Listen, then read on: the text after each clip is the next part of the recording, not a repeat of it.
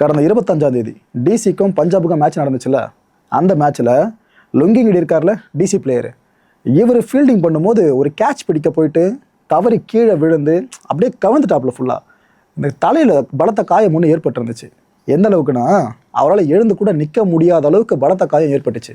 ஒரு கட்டத்தில் ஆம்புலன்ஸை கொண்டு வந்தாங்க. அதில் லுங்கிங்கிடியை ஏற்றி அதுக்கப்புறம் அங்கேருந்து அழைச்சிட்டு போயிருந்தாங்க. அதை பார்க்கும்போதே ரொம்ப பெரிய காயம் போல இருக்கே அப்படின்னு எல்லாருக்கும் தோண ஆரம்பிச்சுது. அவருக்கு என்ன இருக்குமோ எதாக இருக்குமோன்னு அந்த காட்சிகளை பார்க்கும்போது நம்மளுக்கு பதற ஆரம்பிச்சதுல. அதுவும் ஐபிஎல்ல நடந்திருக்க விஷயம், நல்ல பிளேயர் வேறு லுங்கிங்கிடி. இப்போ ஒரு நல்ல செய்தி கிடச்சிருக்கு. அவர் அட்மிட் பண்ணப்பட்டிருக்க ஹாஸ்பிட்டல் இருந்து சொல்லிட்டாங்க, அவர் ஸ்டேபிளாக இருக்காருங்க, ஒன்றும் பிரச்சனை இல்லை, யாரும் பயப்பட வேணாம் அப்படின்னு நல்ல செய்தியை சொல்லியிருக்காங்க. அதுக்கப்புறம் லுங்கிங்கிடியோட இன்ஸ்டாகிராம் பேஜை தேடி பார்க்குறப்ப அவர் இந்த ஒரு போஸ்ட்டை போட்டிருக்காப்புல, thank you for the message all good. அதாவது நான் பூரணமாக குணமடையணும்னு சொல்லிட்டு பல பேரும் பிரார்த்தனை பண்ணீங்களே, உங்கள் எல்லாருக்கும் நன்றிங்க, நான் சரியாயிட்டேன், ஒன்றும் பிரச்சனை இல்லை, எல்லாம் இங்கே நல்லா தான் இருக்குது அப்படின்னு சொல்லியிருக்காப்புல. இந்த போஸ்ட்டை பார்த்ததுக்கப்புறம் தான் லுங்கிங்கிடி ஹெல்த் சார்ந்து பல பேரும் வெயிட் பண்ணிட்டு இருந்தாங்களே அப்டேட்ஸ்க்காக, அவங்களுக்கு ஒரு நிம்மதி பெரும்பூச்சி கிடச்சிருக்கு.